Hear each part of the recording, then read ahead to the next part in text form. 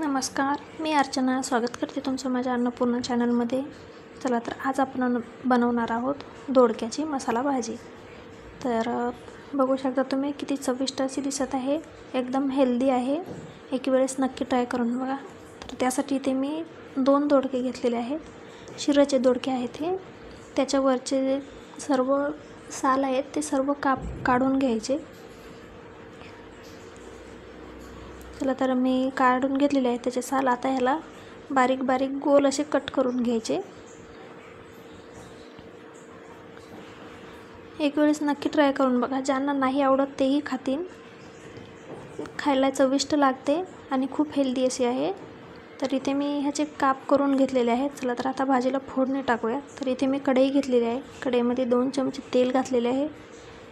तेल गरम झाले की त्यामध्ये थोडीशी मोहरी घालायची,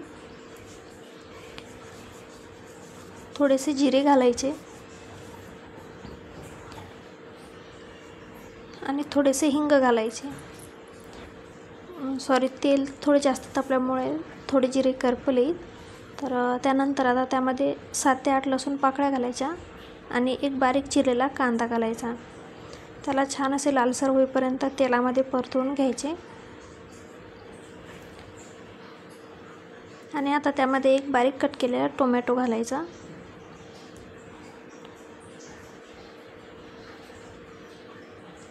टोमॅटोलाही छान असे परतवून घ्यायचे. तेलामध्ये 1 ते 2 मिनिटे सर्व मसाले होऊ द्यायचे. त्यामध्ये थोडासा कढीपत्ता घालायचा. परत त्याला परतवून घ्यायचे.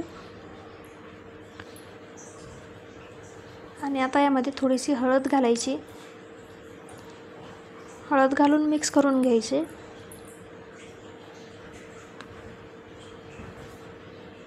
आणि आता त्यामध्ये जे बारीक काप करून घेतलेले होते दोडक्याचे ते घालायचे आणि त्याला मिक्स करून घ्यायचे. एक वेळेस नक्की ट्राय करून बघा. न खाणारेही खातील. खूप चविष्ट लागते ही भाजी.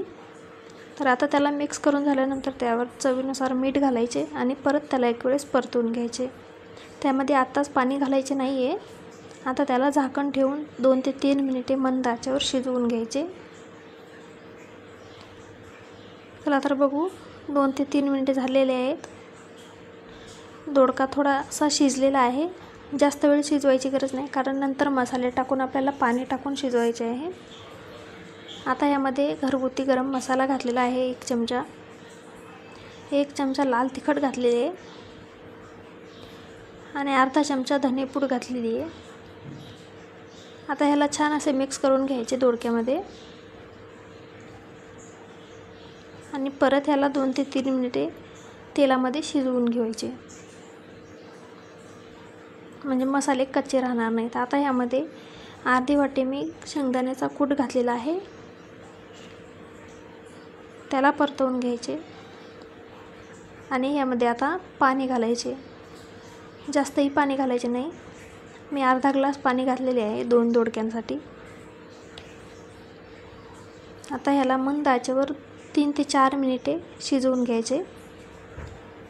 तर बघू शकता तुम्ही, आपली भाजी शिजून तयार आहे.